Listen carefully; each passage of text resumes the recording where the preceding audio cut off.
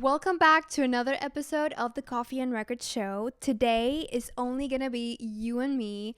I thought I'd share a little bit about my journey and how I came to do what I do now. For those who don't know, I am a junior at Berklee College of Music. I'm majoring in music business and minoring in psychology. And lately, I've been having a lot of time to think this summer, and I came to the realization of so many things that I thought it'll be great to share. I'll be talking about mental health advice as well as tips to navigate the music industry and all through my own experiences. So, if you're interested in knowing a little bit more of that, you should definitely stay till the end. So I thought I'd share a little bit about how it all started, and that's with my relationship with music. So I at first started playing the guitar when I was like 7 years old. And I remember it was just because my mom told me, like, you have to do something after school. Like, you can't just be in the house all afternoon. And so I was kind of like forced to do some extracurriculars. And I remember I chose guitar lessons. I've never been much of a sports person growing up. So I wanted to be like, okay, no, I'm just going to choose to do something chill. So I chose to learn the guitar. And that was like my first, relationship that I had with music. And I ended up loving it, right? I did not grow up in a musical family at all. Like none of my family members play anything or do anything related to music, so I was kind of like the first one. And so yeah, and that's how I started, and I was always a very shy kid, so performances and just kind of like being the center of attention would actually freak me out. Even though I did some like recitals here and there, but it was just like I was very shy. But I really enjoyed playing the guitar.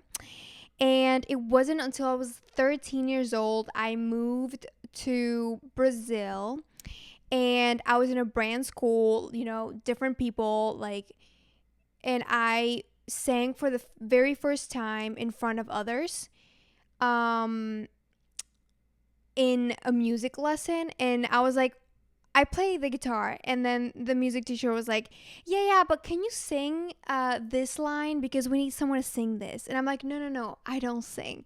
And she's like, yeah, but we need someone, like, try it.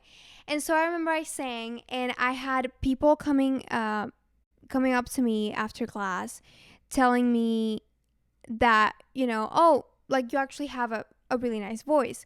And I was like, wow, for strangers to be telling me this, it must be true, because my mom would tell me, like, all my life, you have a really nice voice, because I always sang in the shower.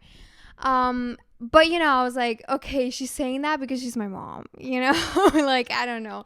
But to have actual, like, strangers, not strangers, but people that, I was new to the school. I didn't have any friends or anything. So to have like these people that didn't know me just comment, okay, no, you actually have a good voice, was like, okay, it must be true. So then I remember that same teacher invited me to be part of a singing group after school, and we had like an amazing time. Like, those were really good times for me. I fell in love with singing. I got over my like stage fear and just kind of like went for it. We did a lot of performances in school, and it was so much fun. So I did start off from a very young age, and I spent pretty much all my teenage years just kind of like singing, playing the guitar. Then I learned how to play the piano, and then I started songwriting. I started writing my own songs, so I was always very in love with music. And so when it came to the time to decide what I wanted to do in college, at first I was like, okay, well, I always kind of like really liked journalism and psychology. I would say those are two of my other passions apart from music. So I was like, okay, I think I'm just going to study journalism and psychology. And by the time I was doing the IB program, which is a very tough program that prepares you for universities and stuff, and I realized that what really was my passion, what I wanted to do all the time, was music. So I just kind of like felt like I was like working really, really hard towards something that I wasn't really what I wanted to do. I didn't want to, do journalism or psychology because I knew that what truly brought me joy in this life back in my teenage years was music. So I decided to invest on that. I did, I was doing like normal school at first during the mornings, and then I would go to music school during the afternoons. I would study like harmony, ear training, and everything in preparation to get into Berklee because I really wanted to come here. And I was like, you know what? If it's not Berklee, I'm not doing this. I really wanted to come here to study music. And so, well, fast forward, like I applied to college. When I was applying to college, I applied to like 5 universities in psychology and the other in Berklee. And I was getting accepted to go to this universities with a major in psychology. But I told myself, if I get into Berklee, I'm going to Berklee. Because I knew deep inside that I needed to do it. Like, I needed to do it. There was like something pushing me because I knew that I really, really liked music. I really, really enjoyed everything, all aspects of it, the performances, but also the rehearsals, singing, playing, teaching my friends music theory, going to the music theory classes. Like, I loved everything. And so I was like, I need to do this, And I feel like there's always like this perception of music as, I remember I used to tell my friends, and I could sense that people will be like, oh, you're studying music? Like, good luck with that. Because the music industry is very tough. It's not an easy thing. Like, if like I feel like I heard this professor say one time, like, if you want to make money, just like go study finance or something, like, but for you to actually be in the music industry, you really need to be passionate about what you're doing. So yeah, it was a tough decision, but I knew that for me it was the right decision back in the day, right? Then I came to Berklee. It was a fall of 2023. And I could tell you, like, I'd say the first year, my freshman year of college, I was just like so in love with everything. I was in love with Boston. My classes, like everything, it just felt like I was in the right place. I had so much fun. I was making so many new friends, and I was really liking it. I was really, really liking studying music and everything.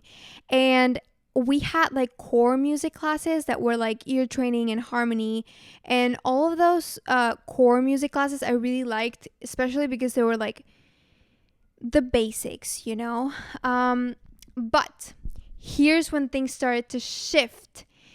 When I got to my 3rd semester, it's so hot, bro. Sorry. When I got to my 3rd semester, things started to look a little bit different because the core music classes that I still needed to take were now very advanced. I was beginning to be a little bit overwhelmed with everything. Also, have in mind, I did not know I wanted to do music business at first. I was like, ooh, but like I like songwriting and I like playing and I like singing, so like let's just explore. Eventually, I just got so overwhelmed by like the core music because I was taking this advanced classes and I just didn't like them anymore, and I got really, really, really overwhelmed. And so that's how, like, when things started to shift, I decided actually that I wanted to study music business on my 2nd semester. So it was still on my 1st year. And what led me to that decision was actually, my roommate Duda. She had a very great influence on that decision for me. Shout out if she's watching. I love her, and I really think that she has had such a positive influence in my life. In so many aspects. And I remember that once I was just like commenting with her, like, I don't know what I should do, like, I don't know what I should study. And she's like, I see that you're like very organized and you like to manage your time and everything like so perfectly. Your profile kind of matches music business. Like, you're a businesswoman because you like to manage your life. Why don't you try managing others? And so that was the click for me. I was like, oh my God, you're right. Sometimes you just need someone else to tell you, you know? And I was like, you're right. And so let me give it a try, you know? And back in the day, I was doing a class.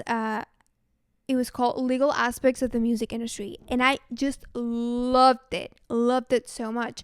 And so I was like, this is for me. Like, I am a businesswoman. Like, I really like doing this.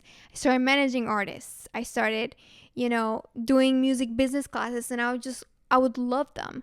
What I didn't like was the core music that was driving me insane.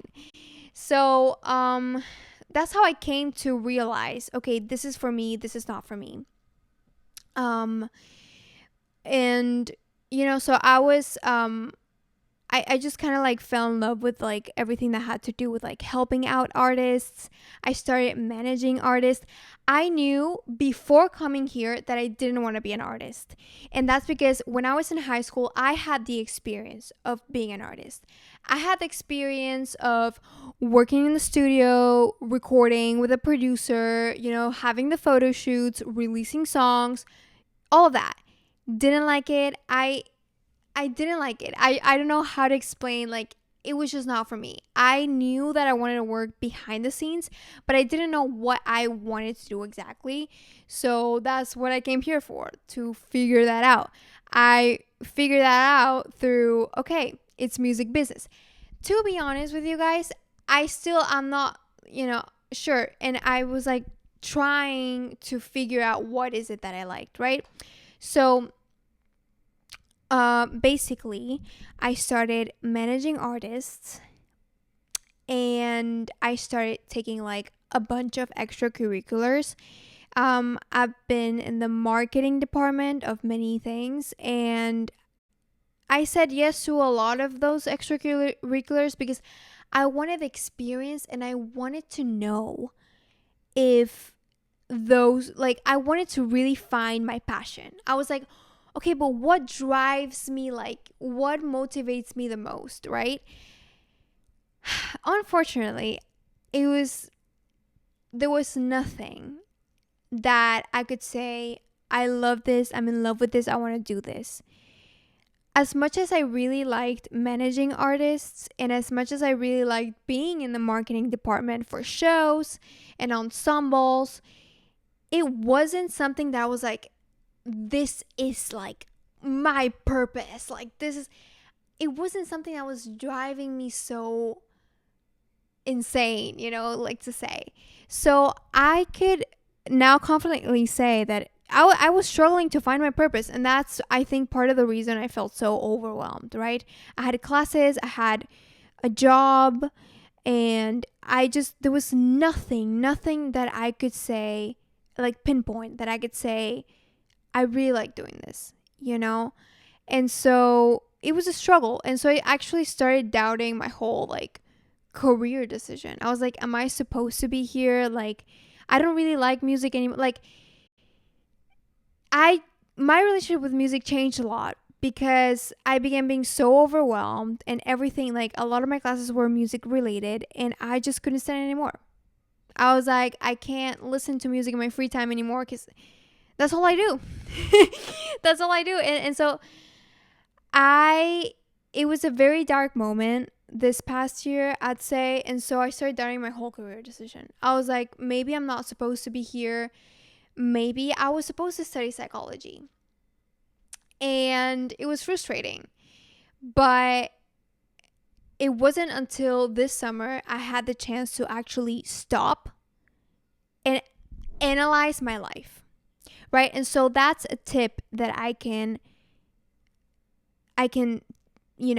give to you. Whenever you feel like you're lost, you don't know what your purpose is, you don't know what you're doing, you just feel miserable pretty much, you have to stop, but like genuinely stop. Take a vacation, I don't know, take some days off, go to the middle of nowhere, whatever that is to you, whatever it means to you to stop, do it. Analyze your life. Literally analyze your life. You want to find your purpose? First, you got to just be in a mentality that it's away from all the stress. Because you're so bombarded by stuff that you're not thinking clearly. And you need to stop and analyze your life and think, okay, what is it that I do like about my life, and what is it that I don't like? What is it that I enjoy doing? What is it I don't enjoy doing? And you start from there, right? Many times, in my case, I found out that I was doing so many extracurriculars just because. And I mean, I don't regret the extracurriculars that I did, because I feel like it did give me like a experience. I'm like, okay, to figuring out what I like, what I don't like. But many times I would say yes to things and yes to projects just because, okay, no, but it'll look good in my resume. Never do that. Never say yes to something because you think it'll look good in your resume.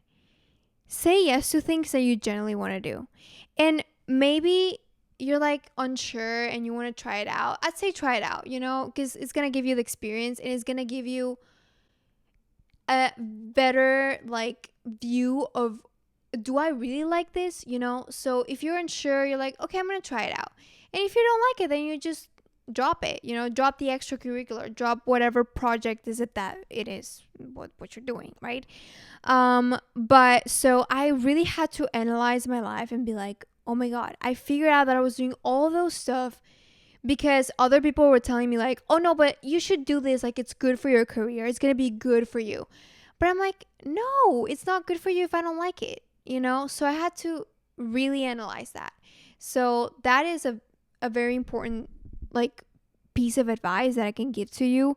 Really stop and analyze, and from there you're gonna see, okay, well, what is it that I do like doing in my daily life? Even if you're miserable, there's gonna be one tiny thing that you perhaps do that you like. In my case, it was my job. I am a copy editor for Berklee Online. And basically what I do is that I write articles, I interview people, and I do some like editing, writing stuff for Berklee Online. And I realized that that's literally the moment that I would stop to interview people and to write articles. That was the thing that most brought me joy.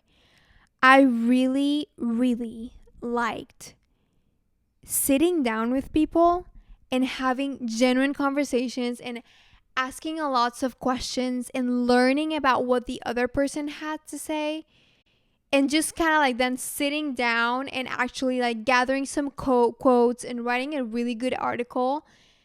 That brought me so much joy. And I would always share it with my family and friends.